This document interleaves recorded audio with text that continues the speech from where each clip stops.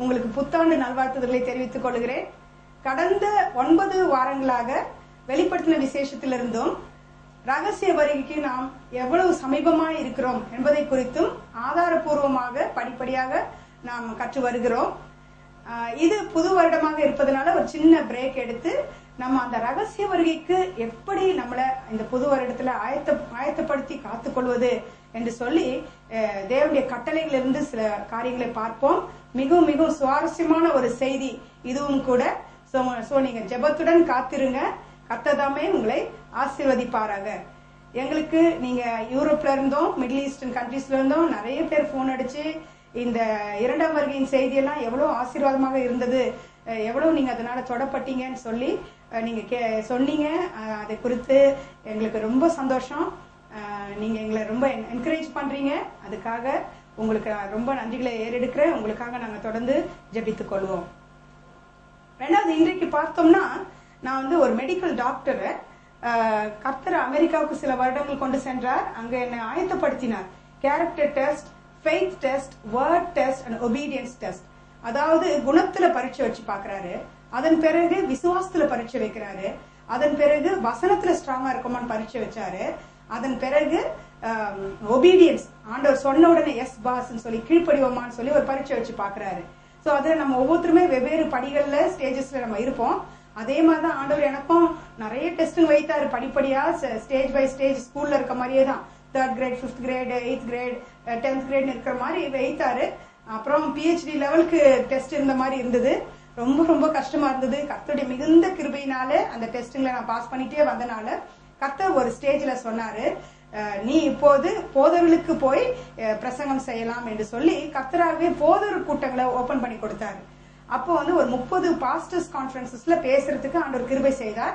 அந்த போதர்களுடைய உதவியோடு ஒரு 5600 ஜெபக்குழுக்கள் போல வெவ்வேறு நாடுகள்ல ஒரு 4 அல்லது 5 நாடுகள்ல ஆரம்பிக்க ஆண்டவர் உதவி செய்திருக்கிறார்.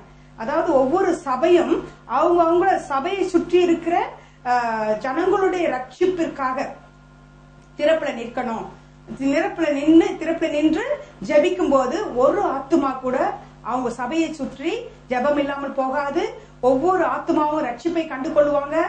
ரட்சிப்பு கர்த்தரால வரப்போகிறது. நம்ம செய்ய வேண்டியது ஜெபிங்கன்னு சொல்றாரு ஆண்டவர்.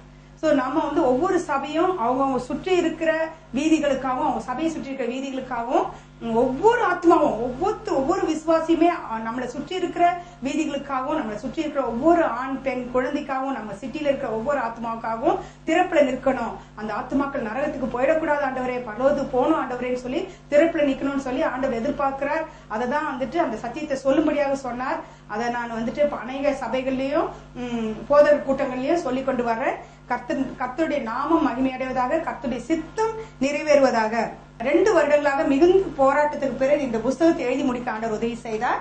இது all the commandments of God, கர்த்தருடைய கட்டளைகள், தேவனுடைய அனைத்து கட்டளைகள். How can you inherit all the blessings of God in your life? No pain, no gain, by obeying the commandments of God. அதனால தேவனுடைய அனைத்து கட்டளைகள் என்ற இந்த புத்தகம் நீங்கள் உங்கள் வாழ்வில் எவ்வாறு தேவனுடைய சகல ஆசீர்வாதங்களையும் பெற்றுக்கொள்வது அப்படின்னு சொல்லி இதுல கிறிஸ்தவ மதத்தில் இருக்கிற எல்லா முக்கிய தலைப்புகளை குறித்தும் கட்டளைகள் எழுதப்பட்டிருக்கின்றன. மத்திய புஸ்தகத்திலிருந்து ஒரு கட்டளை விடாம எல்லா கட்டளைகளையும் வெவ்வேறு தலைப்புகள்ல நான் எழுதியிருக்கிறேன். ஃபியர் ஆஃப் காட், கர்த்தருக்கு பயப்படுதல், சுகமாவது எப்படி, திருமணத்தை குறித்த கட்டளைகள், விபச்சாரத்தை குறித்த கட்டளைகள், பிலீவர்ஸ்கான கட்டளைகள், சீஷர்களான என்ன கட்டளை, சுதந்திரிக்கணும்னா என்னென்ன கட்டளைங்க, நித்திய அழிவுக்குள்ளாக நம்ம போறோம்னா என்னென்ன கட்டளைகள் சொல்லி எல்லாவற்றையும் மிகவும் தெளிவாக அட்டவணைப்படுத்தி கொடுத்ததுனால உங்களுக்கு ரொம்ப ரொம்ப ஈஸியா இருக்கும். இந்த கட்டளைக்கு கீழ்ப்படிஞ்சா இந்த ஆசீர்வாதம், இந்த கட்டளைக்கு கீழ்ப்படியலனா இந்த சாபங்கள் நம்ம மேல வரும் அப்படி சொல்லி ஆண்டோட வசனம் என்னென்ன சொல்லுதோ அதை அட்டவணைப்படுத்தி நான் உங்களுக்கு கொடுத்தபடினால மிகவும் மிகவும் எளிமையாக இருக்கும். அதனால நம்ம வாழ்க்கையில ஏன் குறைவுபட்டிருக்கீங்க, உங்க வாழ்க்கையில ஏன் குறைவு இருக்குது, கர்த்தருடைய ஆசீர்வாதம் இல்லைன்னு சொல்லி நீங்க ரொம்ப ஈஸியா நீங்க ஆராய்ந்து பார்க்கலாம். 30 சாப்டர்ஸ் இருக்குது. 30 நாட்களுக்குள்ள நீங்க படிக்கலாம். நீங்க உங்களுடைய ஜெப குழுக்கள்ல வாராந்திர மீட்டிங்ஸ்ல நீங்க இதை கட்டளைகளை ஜனங்களுக்கு எடுத்து சொல்லி கொடுக்கலாம். கர்த்தருடைய கட்டளைகளை காட்டிலும் மேன்மையானவை எதுவுமே இல்லை. தேவனுக்கு கீழ்ப்படிவதுதான் மிகவும் முக்கியமான ஒரு காரியமாகும். சோ இதை வைத்து நாங்க வந்து டிசைபிள்ஷிப் கோர்சஸ் நிறைய கொடுத்துட்டே இருக்கிறோம். இது ஆங்கிலத்திலயும் இருக்குது, தமிழ்லயும் இருக்குது, டிவிடி சிடியாக இது வந்து PDF ஃபார்மேட்ல இருக்குது. கம்ப்யூட்டர்ல போட்டோம், நீங்க தமிழ்ல வாசிக்கலாம், கம்ப்யூட்டர் நன்றாக தெரிந்தவங்க. சோ நீங்க வந்துட்டு எங்களுடைய அலுவலகத்துக்கு இமெயில் மூலமாக தொடர்பு கொண்டு உங்களுடைய கூரியர் அட்ரஸ் கொடுங்க. உங்களுடைய அட்ரஸ் கொடுத்தீங்கன்னா நாங்க உங்களுக்கு இந்த டிவிடிஸ் எல்லாம், இந்த கடந்த 8 வாரமாக பேசின 2ஆம் வருகையின் செய்தி டிவிடிஸை கூட நீங்க வாங்கிக் கொள்ளலாம். வாங்கி பயனடைங்க. கர்த்தர் தாமே உங்களை ஆசீர்வதிப்பாராக. செய்திக்கு நேராக கடந்து செல்வோம். கிறிஸ்து ஆளுகிற சீஷத்துவ பயிற்சிக்கு உங்களை வரவேற்கிறேன். பாத்தீங்கன்னா நாம் பயப்படும்படிக்கு நம்ம ரகசிய வருகைக்கு எப்படி ஆயத்தப்படுவது என்று சொல்லி நம்ம பார்த்தோம். கர்த்தருக்கு பயந்து அவருடைய கட்டளைக்கு நடுங்கி ஜீவிப்பதன் மூலமாக நம்ம ரகசிய வருகைக்கு தானாகவே ஆயத்தமாயிடுவோம். சோ இன்றைக்கு இந்த புஸ்தகத்துல இருந்து 9வது chapter fear of God, the beginning of all விஸ்டம்னு போட்டிருக்கோம். அதுவே கர்த்தருக்கு பயப்படுதலே ஞானத்தின் ஆரம்பம். சோ அந்த சாப்டர்ல இருந்து சில கட்டளைகளை நம்ம பார்ப்போம். எத்தனை கட்டளை இருக்குன்னு நினைக்கிறீங்க? ஃபியர் ஆஃப் காட், கர்த்தருக்கு பயப்படுதல எத்தனை கட்டளை இருக்கு? ஒரே ஒரு கட்டளை தான் இருக்குது. அது என்னன்னு சொல்லி யோசித்து வைங்க.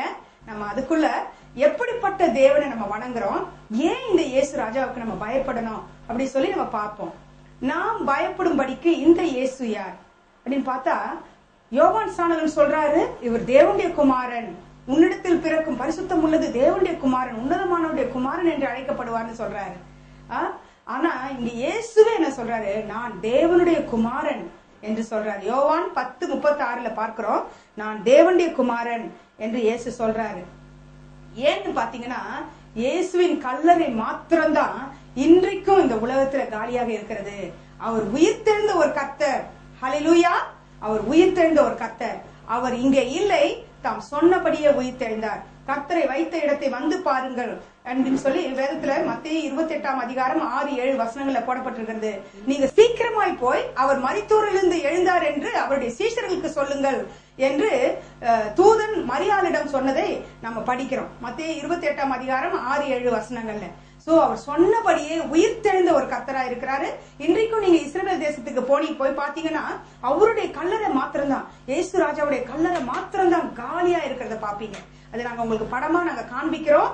அவருடைய கல்லறை மாத்திரம்தான் இன்றைக்கும் காலியா இருக்குது. ஏன்னா அவர் சொன்னபடியே உயிர்த்தெழுந்த ஒரு கர்த்தர், நானே உயிர்த்தெழுதலும் ஜீவனுமாய் இருக்கிறேன் என்று சொன்ன கர்த்தர் நம்மை உயிர்த்தெழச் செய்ய வல்லமை உள்ள தேவனாய் இருக்கிறார். மற்ற எல்லா மத தலைவர்களுடைய கல்லறைகளிலும் அவங்கவுங்க மரித்து அவங்களுடைய எலும்புகள் இருக்கும், எலும்பு கூடுகள் இருக்கும். ஆனா இயேசு ராஜாவுடைய கல்லறையில மாத்திரம் அவருடைய எலும்பு கூடு இல்ல. ஏன்னா அவர் உயிர்த்தெழுந்த கர்த்தர், நம்ம நேசிக்கிற கர்த்தர், நமக்காக உயிரையே கொடுத்த கர்த்தர், நம்மளை விசாரிக்கிற தேவன். அவர் மேல உங்க கவலைகள் எல்லாம் வைத்து விட்டு சந்தோஷமா இருங்க. எப்பொழுதும் தேவன் சந்தோஷமா இருக்கணும்னு சொல்லி விரும்புறாரு. இங்க பார்த்தோம்னா நம்ம பயப்படுற இந்த கர்த்தர் யாருன்னு சொல்லி பார்க்கும்போது, ஐ ஆம் தட் ஐ ஆம்னு சொல்றாரு. நான் இருக்கிறவராகவே இருக்கிறேன் என்று சொல்றாரு. நானும் பிதாவும் ஒருவரேன்னு சொல்றாரு. அந்த கர்த்தரை நம்ம குறித்து நம்ம பார்க்கிறோம். கர்த்தரை குறித்து பார்க்கும்போது கர்த்தர் எப்படிப்பட்டவன் சொல்லி ஒரு சில காரியங்களை நம்ம பார்ப்போம். படங்கள் மூலமாக நான் இதை உங்களுக்கு விளக்கி சொல்ல விரும்புறேன். கர்த்தர் பூமி உருண்டையின் மேல் வீற்றிருக்கிறவர் என்று வேதம் சொல்லுகிறது. என் கரமே பூமியை அஸ்திபாரப்படுத்தி என் வலது கை வானங்களை அளவிட்டது என்று சொல்லி ஏசாயா 40:22, 48:13 ஆண்டவர் சொல்றாரு. யோபு சொல்றாரு, கர்த்தர் பூமியை அந்தரத்திலே தொங்க வைக்கிறார் அப்படின்னு சொல்றாரு. யோபு 26:7 கர்த்தர் பூமியை அந்தரத்திலே தொங்க வைக்கிறார் என்று போட்டிருக்கிறது. அப்ப ரொம்ப ஆச்சரியமா இருக்கு பாருங்க. அது யோபு புஸ்தகம் தான் முதல்ல எழுதப்பட்ட ஒரு புஸ்தகம். வேதத்திலேயே முதலாவது எழுதப்பட்ட புஸ்தகம் யோபுவின் புஸ்தகம். அவர் சொல்லிருக்கார், கர்த்தர் பூமியை அந்தரத்திலே தொங்க வைக்கிறார். எவ்வளவு ஞானத்தோட ஆண்டவர் அவருக்கு இந்த ரகசியத்தை வெளிப்படுத்தியிருக்காரு பாருங்க. இப்போ இந்த பிக்சரை பாருங்க, satellite view of the earth நம்ம பாக்குறோம். இதுல பாத்தீங்கன்னா பூமி அந்தரத்துல தொங்கிட்டு இருக்குது. அதுல இருந்து பாத்தீங்கன்னா பூமி ஒரு கோல், ஒரு எரிந்து கொண்டிருக்கிற ஒரு கோல், இன்னமும் அக்கினி உள்ள நெருப்பா எரிஞ்சிட்டு இருக்குது. இந்த படத்தை பாருங்க, பூமியுடைய நடுபாகம் அக்கினியாக எரிந்து கொண்டிருக்கிறத நம்ம பாக்குறோம். அப்ப பூமியுடைய வெளிபாகம் மட்டும்தான் குளிர்ந்து இருக்குது. அங்க வெளிபாகம் தான் மட்டும்தான் குளிர்ந்து இருக்குது. சுற்றி மற்ற கிரகங்கள் இருக்கு, செவ்வாய் கிரகம், சனி கிரகம், மற்ற கிரகங்கள்லாம் சுற்றி பூமியோட சுற்றி கொண்டிருக்கின்றன. சூரியனை சுற்றி வந்துட்டு இருக்கு. அப்ப பூமி அந்தரத்துல தொங்கிட்டு இருக்கிறத இப்போ சேட்டலைட் வியூல நம்ம பாக்குறோம். இதுதான் யோபு அந்த காலத்திலேயே எழுதி வச்சுட்டு போயிருக்காரு. கர்த்தர் சொன்னால் ஆகும், கர்த்தர் கட்டளையிட்டால் யாவும் ஆங்காங்கே அப்படி நிற்கும். அந்த தேவனுக்கு மாத்திரம் நம்ம அதை பயந்து நடுங்குவோமானால் போதுமானது. ஹல்லேலூயா, ஹல்லேலூயா. சோ பாத்தீங்கன்னா இந்த பூமியோட வெளிபாகம் மாத்திரம் குளிர்ந்து போச்சு. அந்த வெளிபாகத்துலதான் நம்ம வாழ்ந்து கொண்டிருக்கிறோம். அப்போ நம்ம எப்படி பூமியோடைய அந்த வெளிப்புறத்துல இருந்து எப்படி கீழே விழாம தப்பித்து கொண்டிருக்கிறோம் அப்படின்னு பார்த்தா, ஆண்டவர் புவியீர்ப்பு விசை, அந்த கிராவிடேஷனல் புல்லுன்னு சொல்லி அந்த புவியீர்ப்பு விசையை ஆண்டவர் கண்டுபிடித்து தம்முடைய அனாதி ஞானத்தினால அந்த புவியீர்ப்பு விசையினால நம்ம பூமியோட அவுட்டர் கிரஸ்ட்ல வாழ்ந்தாலும் கீழே விழுந்துராம, அந்தரத்துல இருந்து கீழே விழுந்துராம ஆண்டவர் நம்மளை தாங்குகிறார். ஹல்லேலூயா. எத்தனை மகத்துவம் உள்ள தேவன் பாத்தீங்களா? அத சயின்ஸ் இப்ப நமக்கு கண்களுக்கு முன்பாக ப்ரூவ் பண்றதை நம்ம பாக்குறோம். ஹல்லேலூயா. ரொம்ப சந்தோஷமான ஒரு காரியம். அடுத்ததாக இன்னொரு ஸ்லைடு நம்ம பார்ப்போம். நானே எல்லாவற்றையும் செய்கிற கர்த்தர் என்று கர்த்தர் சொல்றாரு. நானே பூமியை பரப்பினவர் என்று சொல்லி ஏசாயா 44:24 சொல்றாரு. அப்ப பாத்தீங்கன்னா எப்படி பரப்பி இருக்காருன்னு பார்த்தா, இப்பதான் நான் சொன்னேன் பூமியுடைய நடுபாகம் அக்கினி பிழம்பா இருக்கிறது அப்படின்னு சொன்னேன். இன்னும் வெளிப்புறம் மட்டும்தான் குளிர்ந்து இருக்குன்னு. சோ இங்க பாத்தீங்கன்னா பூமியின் நடுப்பகுதியில நரகம் இருப்பதாக கிங் ஜேம்ஸ் பைபிள்ல 31 விசை போட்டிருக்கிறது. அப்ப பூமியின் நடுவாக ஏன் இன்னும் அக்கினி பிழம்பா இருக்குதுன்னா, வானத்துல ஆண்டவர் பரலோகத்தை உருவாக்கி வைத்து விட்டார். அவரை நம்புற பிள்ளைகளுக்காக பரலோகத்துல உங்களுக்கு மேன்ஷன்ஸ் நான் கட்டிட்டு இருக்கேன் அப்படின்னு சொல்லிட்டாரு. சோ நான் உங்களுக்காக அரண்மனைகளை ஆயத்தம் பண்ணிட்டு இருக்கேன், வாசஸ்தலங்களை ஆயத்தம் பண்ணி நான் இருக்கிற இடத்துக்கு உங்களை கூட்டிட்டு போவேன்னு சொன்ன தேவன் பூமியில நடுபாகத்துல அக்கினி கடலை வச்சிருக்காரு. அப்போ இங்க பாருங்க, அதுக்கு அத்தாட்சியான வசனங்களை பாருங்க. எபேசியர் 4:9 பாக்குறோம். ஏறினார் என்பதினாலே அவர் இயேசு அதற்கு முன்னே பூமியின் தாழ்விடங்களில் இறங்கினார் என்று விளங்குகிறது அல்லவா? அப்போ பூமியின் தாழ்விடங்கள் இருக்குது.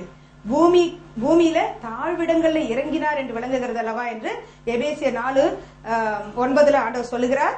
இன்னொரு வசனம் இருக்குது, வெளிப்படுத்தல் 5:13 பாக்குறோம். வானத்திலும் பூமியிலும் பூமியின் கீழும் இருக்கிற சிருஷ்டிகள். அப்ப பூமிக்கு கீழே சிருஷ்டிகள் இருக்கு. வானத்திலும் பூமியிலும் பூமியின் கீழும் இருக்கிற சிருஷ்டி